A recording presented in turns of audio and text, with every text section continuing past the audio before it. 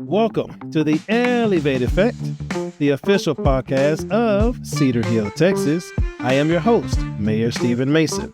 As the highest point from the Red River to the Gulf of Mexico, our thriving city is elevated in more ways than one. We will have great conversations with thought leaders and change makers, answer community questions submitted by you, and share important city happenings. Now, we are live from the Poetic Justice Studio at the Trafine Hickman Library in 3, 2, 1. And a lot of things that I hear from people is, I just don't have the time. But Oprah gets the same amount of time. Beyonce has the same 24 hours. Time is literally the only level playing field that everybody has. Welcome back, everyone, and thanks for tuning in to the Elevate Effect. I am especially excited for this episode because I am joined by two incredible leaders, my friends, who, like me, were born and raised and serve in the communities that they grew up in. With us today, we have Mayor Rachel Proctor of DeSoto, Texas. Mayor Proctor is known by her community as a dynamic leader and a public servant. Her work goes beyond politics, too. She is a two-time published author and provides events, programs, and mentorship to help women entrepreneurs get their start. Her passion for health and wellness also led her into opening Salata Salad Kitchen, bringing more healthy food options to her community. Also, I am thrilled to welcome State Representative Toni Rose. She represents the 110th District, which includes the communities of Oak Cliff, Pleasant Grove, Balk Springs, here in Dallas County. Her legislative focus includes important issues like mental health reform, access to affordable health care, and criminal justice reform. In 2023, she was recognized as the most influential woman in Texas House by the Texas Tribune. Ladies, thank you for joining me here in Elevate Effect. Welcome to Poetic Justice Studios. So tell me, and I'll start with you, Representative Rose, what is something unexpected that you have learned about yourself since stepping into public office? Something unexpected. Well, to be honest, I never expected to be in political office. After I got elected, I was like, what have I done? Because, sometimes, when you don't know, when you think of elected officials, you're thinking of someone who's, and I had been around elected officials all my life, but after I got elected, I was like, oh, what have I done? I'm going down here with all these smart attorneys, these businessmen. And once I got to the Texas House, it didn't take long to be like, what in the world are they doing here? Because, my experiences come from a frontline worker, especially as it relates to mental health. And so what I found is a lot of my colleagues, although they were making decisions about mental health, they had no clue, but they had the capabilities of being elected to come to the Texas House. And we're going to dive a little deeper on mental health a little bit further on. But Mayor Proctor, same question for you. What is something unexpected that you have learned since you have served in public office? Well, I'm kind of like Rep. Rose. I didn't really anticipate. It was never a goal of mine. I tell people all the time, I wanted to be an architect growing up. So I'm not sure how I found myself in this vein, but it was one of the things that, again, it's kind of been a pleasant surprise, let me put it that way, to find out that I really did have such a passion for government and such a passion for leadership in this particular arena. My dad was a pastor and a businessman, so we didn't really talk about politics at all growing up. The most I say is we talked, Jesus was our president, right? That was the conversations and how they revolved at our house. And so really understanding that I really had a passion for it and desire to do it. Last year made 10 years since I took my first oath of office. I'm not sure where the time went. So just being in it and really not ever having imagined that for myself. I'm kind of like you, Rep. Rose. When I got in, I never really saw myself as city council or even as the mayor for sure, because I always felt like it was those people up there that it always seemed just something that was unattainable for me. And so to be in this position has been one of the most rewarding experiences I've had. And so I sometimes I do have to pinch myself to when I think about where I'm at and the things that I've been able to do. And you picked up the courage to run for mayor what year? 2019. Okay. 2019, I ran that year. I didn't win, wasn't successful that year. Okay. And one of the things I learned is sometimes you're supposed to do something, but it's not for the reason you think you're supposed to do it. Yes. And so it was a learning lesson for me. And it has been one that has really strengthened my character and really strengthened my resolve, because it's nothing like taking a public loss, because you can never say it didn't happen, because it's a part of history now. But being able to do that, and then, like I said, just kind of going on. And I think the next year after that was the pandemic. And so it really, like I said, kind of strengthened my resolve and really reinforced to me why I was doing it at that point. So when the opportunity came back around, I really had a different mindset and a different posture going into it the second time around. So, and I meant to mention the parallel lives. You also played basketball for your high school Yes, team. I I did. played basketball on my team. You never challenged me in a game of basketball, but I understand why. Who will want to challenge me, right? But I got the microphone as my show, so I can say Right. that. It's your podcast. I'll let you make it today. But, going back to what you were just saying, tell us about the pivotal moment that made you realize and that you wanted to dedicate your life to serving your community. I will say, so again, I really had no thoughts about it, but I left DeSoto. I graduated, went off to college, came back, and I actually bought my first house in DeSoto. And I was very young. Although I'm glad I made the decision.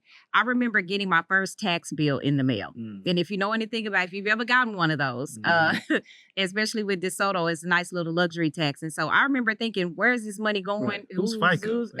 FICA. Who's all these people, right? And so I started getting involved, started at the very base level, started getting involved with my HOA. Then I decided to give back to my alma mater. So I started getting very involved in the school district and things that were going on there.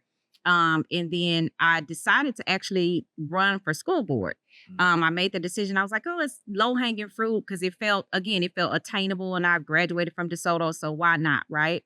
And I remember picking up my packet. I think it was a Wednesday, and I sat it in my passenger side seat, and I said, I'm going to work on this, and I'm going to fill it out over the weekend. Well, that Friday night of that same week, I actually went to a gala, and the then mayor, Carl Sherman, who we all know, he had spoke to me at the gala, and he was like, have you ever thought about running for city council? And I was like, well, no, that's something I don't really feel like it's for me. And anyway, I'm going to run for school board. I have my packet, all these things.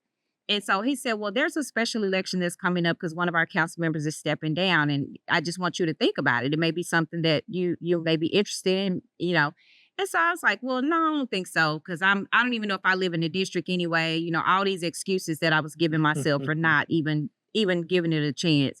And so that weekend I just couldn't shake it. And I'm like, well, I don't even know if I live in the district, or, so I just started investigating. Come to find out, they had done redistricting the year before. And where I lived at, literally they had drew me into the district the year before. And so I was like, okay, God, if I see you're trying to let me know, you're trying to throw me a bone. So I ended up actually running that year and actually getting unopposed that particular year. And then I had to run. I was opposed the year after that because it was a special election. So I was just filling an unexpired term. And so the rest is history. Even as a council person, I didn't really ever see myself being the mayor, right? I had no idea what I was doing. I think we can all testify. Sometimes you think you know what you're getting into, but it takes getting in there and actually just seeing what is all happening before you realize how much you don't know. But my desire, I think, to your question, in terms of knowing I wanted to dedicate my life to it and just dedicate time to it, because we dedicate a significant amount of time, was my hunger for learning about it and wanting to be good at the job. I didn't want to just do it for the sake of doing it. I wanted to be good at it. And so really just learning and understanding the community and understanding how to be good at the job let me know that it was something I wanted to dedicate myself to. Yeah. And, personally, I'm glad you did. What's even cool is that you're serving mayor at the same time as I am. I seen your growth, you seen mine. And I'm sure DeSoto really appreciate, your leadership. Representative Rose, did I say it right? Is it the sixth term, or you getting sworn in? Is this your sixth term? Wow. So I met you your first year. So I've known you about 12 years now. So yeah. So wow, this time has really flown. So you are a very influential voice in the Texas House. what inspired you to pursue a career in public service? And you may have already touched on that a little bit, but what drives your passion for the communities you represent? Well, to be honest, okay, I have to tell this story. Sure. So, well, it's not a story, but it's part of my testimony. Okay. My last year of college. So my parents had 3 kids, and in my last year of college, my brother was murdered on November the 13th, and my sister died in a car accident December the 13th. So my parents had 3 kids. 2 of them died within 1 month of each other. And so I was the only one left. And so it made me look at my life differently. I had already been involved with community service through my sorority.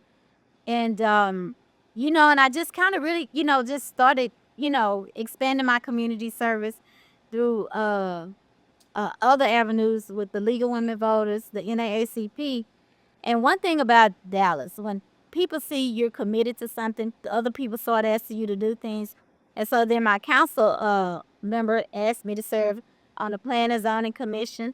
So I served on the Plan and Zoning Commission. I served on the Judicial Nominating Commission, the Martin Luther King Board. So one of the things, and so it just became my passion. I wasn't doing it with the intent to run for office because people would say, you need to run for office. But it just became a passion of mine. And so I really look at my life, through my pain, I found my passion, which has led me to my purpose. And so that's why I feel like, I have been able to be successful because being a state representative doesn't make me. I was somebody before I became a state representative. So when I walk the halls of the Capitol, I know I'm there for purpose. I hope that the takeaway from your testimony is that you are a servant leader, not a public servant. A lot of people will want to get into office and do it reactively. Something happened to me and now I want to run for office or I want to go and change it. Versus I just want to serve my community organically. I want to be able to give my heart and give everything I want into my community. So I hope that's what I took away from that.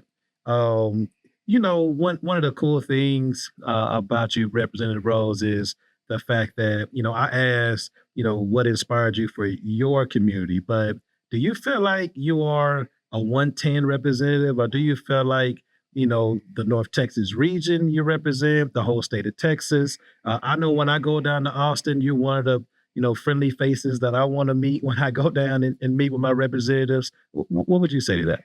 Well, I know that I represent my constituents, but I feel that all legislators, everyone who's serving the Texas legislature, we make decisions for the entire state. We don't just make them for our districts. And so the work that I do, it doesn't just impact those persons who live in my district, they impact the whole state of Texas. For example, this past legislative session, I was able to pass a bill that expanded Medicaid services for pregnant mothers from 2 months to a full year, which which impacted the Black maternal health crisis that we were having. Women were dying at alarming rates, and so now instead of women, just having those 2 months of services, they're able to receive it for a full year. So that doesn't just impact the women in District 110, that impacts the whole state. So I don't feel like I just represent the whole state. I mean, my district, I represent the whole state. Like we were talking earlier, you was given the area that I cover or the constituents who elected me. Mm-hmm. But I know that my obligation is not just to them. Because like I said, whenever we make a decision, we make it for the whole state. And a lot of times I'm arguing with them. It's not a one-size-fits-all state either. Right. Every area have different issues. Right. So I think a lot of times the general population really don't know how the state legislature work. A lot of times people would think they down in Austin, I'm just going to stay here. I'm going to wait till I vote again. But should you encourage constituents to go down to Austin? If so, how many times? When is the best time to do so? Do you have a recommendation for that? Well, first of all, to me, all politics is local. But I think it's important that, constituents come to the Texas Capitol. In fact, I've hosted Red and White Day at the Capitol for my sorority sisters with Delta Sigma Theta Sorority Incorporated. Every year we have a Power Queen Day at the Capitol. And then also when we have our Texas Legislative Black Caucus Summit, that's when I have my constituents to come down. So to be able to experience the legislative process, because that is something a lot of people don't understand everything that we do. People call my office for everything, things that don't even pertain to what I do. A lot of it has to do with the city. But what I tell my staff is instead of us saying, well, you need to call the city, what we do is we contact the city for that individual. So they won't feel like we just putting them off. And a lot of times when we call the city, then they're probably more likely to get their issue, handled because of the fact that we reached out to the city ourselves. Yeah. Again, thank you for what you do. Mayor Proctor, you wear many hats. You're an author of 2 books. That's new to me. I know you did 1. I didn't know you did 2 already. But before we get into that, politics is local.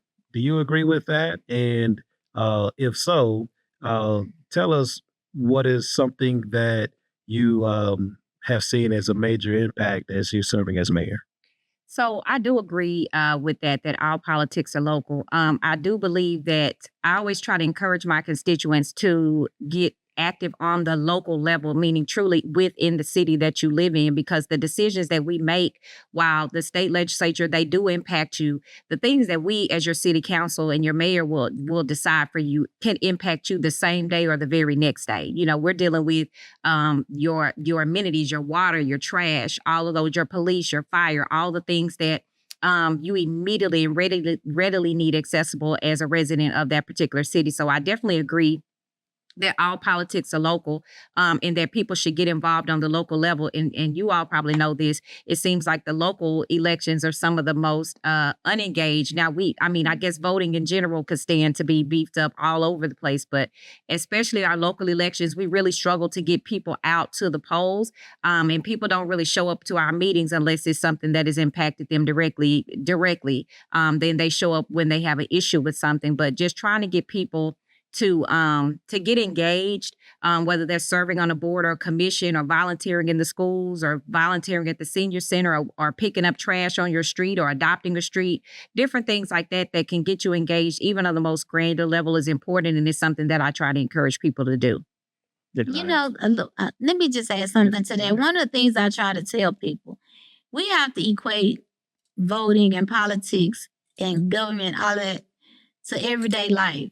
Because a lot of people don't understand, government, and don't understand what it is that we do. Like, for instance, they think that we're just elected officials that's, want to get paid.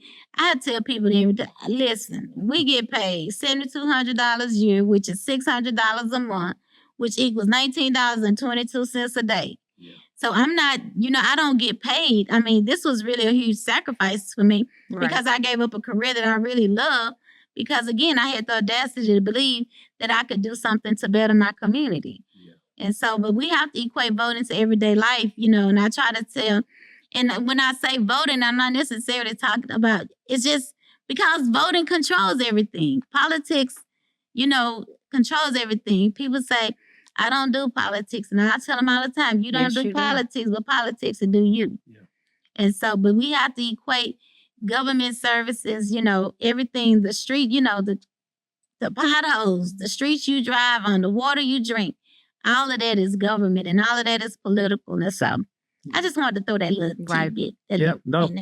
Thank you for doing that. So, you have 2 books. Real quickly, can you tell us about the 2 books that you authored? Is that okay? Sure. Yeah. No, I wrote 2 books. So I authored my very first book, which was my Your Best Year Ever, 12 Steps to Help You Make This a Year to Remember. Then I have my To Achieve List, which is an action guide, and it's a journal. It's more like a workbook to help people to be able to take a new look on how we spend our time. I'm big on, I do a lot of business coaching because I'm an entrepreneur by trade in terms of what I do every day. And a lot of things that I hear from people is I just don't have the time. but Oprah gets the same amount of time. Beyonce has the same 24 hours. Time is literally the only level playing field that everybody has. And so it's about learning how to plan your days out. And sometimes we think, oh, I'm going to set my goals for the year, but you have to literally set goals all the way down to the very hour. And how you're going to spend your time. Time is just like a budget. You have to tell it where to do. Just like you allocate your dollars for your money, you have to allocate your time in the same way. Also looking at how to create margin in your day for life to happen, right? You can't just pack your whole day full of goal setting things, and then when life happens, your whole plan is derailed for the day. So looking at how to create not even really balance, but more so a rhythm throughout your day to be able to balance life happening versus actually moving yourself towards your goals. I'm gonna dig a little deeper again. Sure. I mean, both y'all have accomplished a lot. There's an entrepreneurship, journey that you're on right now.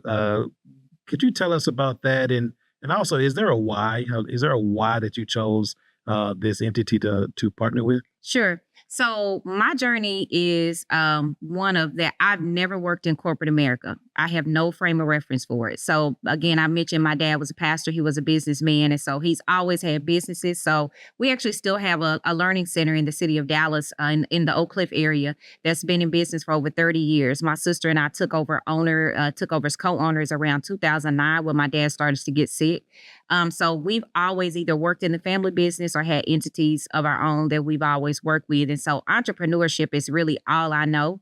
And it's that I really, really love. And so for me, when I was looking at what business I wanted to start next and what I wanted to do next, because as entrepreneurs, we're always kind of thinking ahead to what's the next thing. In 2017, I think it's my lifestyle. So it's really organic to me.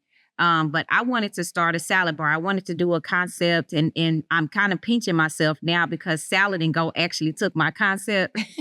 So that's what they say. When you don't act on it and you don't move on it, somebody else will take the idea, right? So it was actually very similar to what Salad and Go is doing now. And that was around 2017. I remember getting with TRG, which is the restaurant group. We were working on a concept, and it just became so overwhelming for me because, again, I've not been in the restaurant business, but I'm always willing to explore and learn. And so I kind of put it on the back burner. And then in 2022, I just kind of woke up one day and had this itch. And I said, you know what? I want to pick my dream up of doing a salad concept. And so my brother and I were talking. He was like, well, why don't you just do a franchise? That's easy. You can go in, you can do the systems. You're familiar with how franchises run. So just look for a good franchise. So I started looking around and came back to some place that I eat all the time and it never really dawned on me until T mentioned that, which was Salada. And so I just started exploring. I just started getting into it, called their business development manager and got the ball rolling. And so last month, actually, we opened up our first location. And so I have an area development agreement for 3. And so we just opened up our first location in Midlothian. And so we're working on our next 2 now. And so it's been a learning journey, but it's been incredible. What I love about being able to have this particular business is that I'm proud of what we're able to bring to the community and proud of what we're able to serve and feel good about the food that we're serving. I don't think that when people say your communities are a food desert, I don't think we're a food desert because we have access to food. I do think we are a healthy food desert. We don't have access to a lot of the healthier foods to make it easier for people to have access to quality foods and things that are going to do their bodies good. And so to be able to bring it to our communities has been a great feeling for me. I like that. I was hoping that the why has something to do with healthy food desert. So you hit that. And I don't want you to leave out of here without knowing that Cedar Hill is open for business. I know you said that you had 3 locations. I just want to put it out Duly there. noted. So something that you have influenced me was a mental health reform. We had a lot of talks before I became mayor. You may not know that I was listening and paying attention, but once I became mayor, I was able to see things in a different lens because as mayor, we're seeing the reports, we're actually seeing how things actually led up to a lot of the cases that we have seen. So it was important to me to be able to find some sort of an outlet for our public safety to be able to go and have a mental health check or mental health counseling or something of that nature. Well, we have that now here in Cedar Hill, and it's a regional program. So I don't know if you're aware of that right now, but regionally, we are trying to make mental health cool. But in order for you to be able to take the lead on a legislative level, what personal experiences or encounters have driven your passion for this cause? You know, I believe it was my professional career. Once my colleague, was like, what better way to impact mental health? I just started thinking of the things that I could do. And so one of my goals when I became a legislator was to always try to work to get more hospital beds for patients who needed services. And I actually did better than that. I was able to secure funding to build a new hospital here in Dallas. It's going to be for the North Texas region, and it's called the North Texas Behavioral Health Center at UT Southwestern. And so it's in the process. If you go down, it's right on the corner of Harry Hines and Medical Center. Is that Medical Center? Yeah, Medical District, right at the corner. And so it's. I think it's one of. I've had some great accomplishments, but I think that one is really, really heartfelt because working in the jail, seeing patients who really are individuals who did not need to be in the jail setting. When I pass by there, I just kind of almost tear up because I know that the benefits of that facility being here in Dallas County is going to really serve a lot of people. Is that the pediatric hospital? No, they have a pediatric wing, but they're going to do a pediatric wing over in the mental health hospital. Wow. I think the pediatric hospital is just, for children with, medical issues, but this is going to help with their mental health issues. Wow. So if I heard you correctly, you just wanted more beds. And you got a whole new building. Yeah. I don't want that to just go by very easily. That's a major accomplishment. Kudos to you, Representative Rose. Thank you. Great work. Mayor Proctor, there's an initiative that I'm aware of. You probably have many initiatives since you have served as mayor, and I believe this is something that you have started. But I'm aware that you have this First Lady Brunch initiative. Yeah. You kind of want to tell us a little bit about that? You smiling. I don't know why you're smiling about that, but this is huge. What's going on in DeSoto? So really, we wanted to have an event to where we were looking at what we could do in honor of Breast Cancer Awareness Month, but it was also an event to kind of merge with our faith community. And so we have our faith leaders breakfast, which we host every quarter. So it gives our faith leaders. So that's if you are a faith leader that lives in DeSoto or a faith leader that has a house of worship in DeSoto, you're invited to come to those breakfasts to network and to talk to other faith leaders to see what they're doing and how we can support one another, but also to find out what's actually happening in your city, because obviously these things impact your parishioners. And so we wanted to give the faith leaders a chance to come together, but there was nothing really for their wives and for the ladies, right? And so we do this brunch. This past one that we did will be our third year doing it. And it's in honor of Breast Cancer Awareness Month. And it's a chance to give everybody a time to come look cute. Our themes is always hats and flats. So the ladies always have on their beautiful pink and their hats and their flats. But really more so than that, it's a chance for us to come together and really become educated and really be a support system and really to honor our survivors and then honor the legacy of the ones that won their battle with cancer. And so each year we partnered with Methodist Charlton, and this year we had a panel of doctors to come out, and they were actually able to just answer questions and talk with the ladies. Many of them even talked offline if they were not comfortable with asking their questions publicly. But it was really a time for us to get together and have a wonderful meal and break bread, but also to be able to educate ourselves and further understand ways again that we can support support those that are in the community that are dealing with breast cancer, in any type of cancer really, but primarily breast cancer for the month of October. Well, I thank you for being so inclusive because your initiative is not really focused only on the city of DeSoto, right, but you have actually reached out to the region.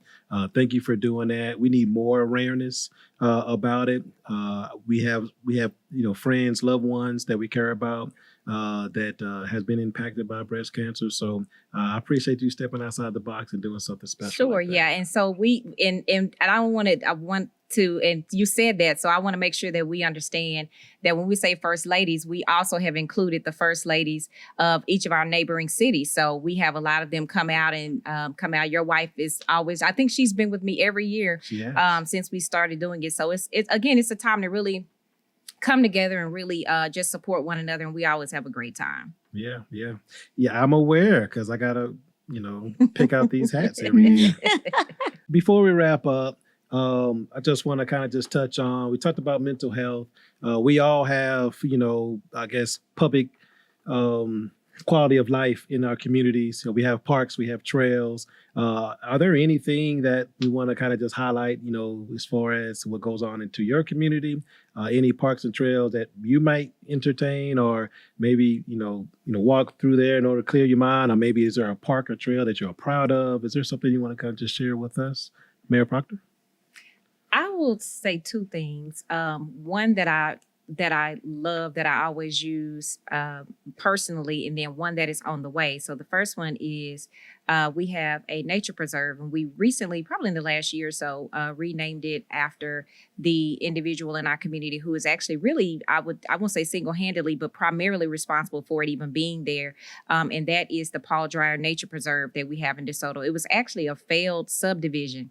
And so he really took a lot of time to do the work to really make it into what it is today. So it's just a great place. If you're a hiker, or if you like to walk or just explore nature, it is the place in DeSoto to be able to do that. The second thing that I'm very proud of that is on the way is the aquatic center that we're having. And we recently revised that particular project to include an Olympic-sized pool, which will actually open up an incredible amount of possibilities in terms of what can be drawn there, types of events we can host there. And so I think it'll be transformative, not only just for the city of DeSoto, but for our region. It will be one of a kind. There's not anything like it, I would say, in the southern sector for sure. And so it's going to be not only just the aquatic center, but it will have the competition pool, but it will also have the leisure pool. We'll have different things in terms of fitness, which is a big deal for me in terms of making sure that we're an active community. And so it'll have lots of those features and initiatives and party rooms and just all kinds of things that our community is so excited about. This is a long time coming. We've been talking about this for over a decade. And so I'm glad to be able to be a part of the council that finally was able to get it across the finish line. And so we broke ground a few months ago, and we're moving along. And so I'm always so excited to go through there and just see the progress that they're making on their project. Very exciting. I'm assuming there's a exclusive mayor pass that gets excited, they get access to this Olympic No, I hadn't pool. heard that, but we can work on it for you. All right, cool. No pressure, of course. Representative Rose, you have something in your community you want to talk about? Absolutely. Back in 22, we broke ground on a park in my community that's going to be named, well, it is named after my father. My father passed in 2019, and when I came home from my father's funeral services, my colleagues got together and they allocated funding to do a park in honor of my dad. Wow. And so I remember when I found out about it, I called Councilman Atkins, who was like, hey, my dad, they've given us, they're allocating these funds to do a park in honor of my dad, and it has to be in Highland Hills. It can't be anywhere but Highland Hills. We need to find some land. And he said, hey, we're already working with Trust for Public Land to do a park. You just need to, join us. And it could be named the Judge Charles Rose Park. And so what turned out to be allocation of $1 million is now turned into a $15 million park, which is 40 acres. They've started on the first phase, which is going to be completed next spring. And it's going to include a pavilion, of course, playground, an outdoor classroom. It's going to have Wi-Fi that's going to be sponsored by State Farm. And so we're just really excited. One of the things my dad used to always say, that the kids really needed something to do. So this is so special. It's also going to have an area that talks about my dad and just tell about his political career, or his public service, I should say, career in Dallas County. So I'm really excited about it. And we're going to have a huge ribbon cutting next spring. And I will make sure that you all are on the list. Everyone, the team and all. Okay. so we can come and celebrate. So I'm amazing. very excited about Spring that. 2025? Yes, spring 2025. Okay. So it's been wonderful having you both on the show today. Your experiences remind me of my own journey here in Cedar Hill and on how the roots can inspire our leadership. Recently, Cedar Hill introduced a new transportation service through Star Transit, providing residents with convenient and reliable transportation options. Star Transit connects Cedar Hill to surrounding cities including Kaufman County, Rockwall County, Mesquite, Balk Springs, Seagoville, Hutchins, and DeSoto, with discounted fares for our seniors, ADA-compliant vehicles, and free assistance for medical appointments. Star Transit has improved accessibility and strengthened connections across our region. I am proud to share some milestones that reflect Cedar Hill's forward thinking, spirit, and strong community values. This year, our city was honored with the Project of the Year Award from Keep Texas Beautiful for our one-of-a-kind library in a park. By combining the Trafficking Hickman Library with the Signature Park, we have created a space where education, recreation meet inspiration, connections, and innovation. I am also thrilled to celebrate the Maritime Council, which earned the Youth Organization of the Year Award, showcasing the incredible impact our young leaders are making. These achievements speak volumes about Cedar Hill's commitment to growth and excellence. This is my favorite part of the show. Gives me an opportunity to be able to interact with you about questions that were submitted online. Thank you for your participation. Look forward to hearing more from our listeners. This question came from Devin. I like your financial encouragement tip that you share at the end of your podcast. What is a practical thing you do frequently to build wealth that you recommend others to do? Well, I think the most simplest advice that I can provide is to consider to be able to invest in stocks. This will give you an opportunity for you to be able to invest. It's more easier now because you can do it through apps. I would also encourage you to maybe to seek an investment advisor if you have additional questions or trades that you want to be able to participate in. My second question that I received came from Allison. How do you stay informed about what's happening in different neighborhoods around the city? One thing that we talk about in our city is our mission, vision, and also our values. So one of our core values is also people and relationships. What we do in our city is we have different organizations in our neighborhoods, like our HOAs, our public improvement districts, our crime watch meetings within our neighborhoods. Both myself and our city council, we will attend different neighborhood meetings, maybe answer questions in real time, just engage with our citizens about what's going on, anything that is trending. This gives us an opportunity to go back maybe during our retreat or just when the council debriefs to be able to find out, is there anything that we need to be able to put into our budget to be able to improve, enhance, our neighborhoods throughout the city. So thank you again for submitting those questions. Again, I want to hear from you. So please submit your questions. You can submit it on this link, or you could be able to respond to this podcast, and look forward to hearing from you in our future podcasts. Thank you. So thank you for tuning into the Elevate Effect, where we are raising the bar on community connections and innovations here in Cedar Hill. See you next time for more inspiring conversations and city happenings. Remember, the art is not about making money, but in keeping it. Save and invest wisely, create generational wealth. Thank you. See you next time.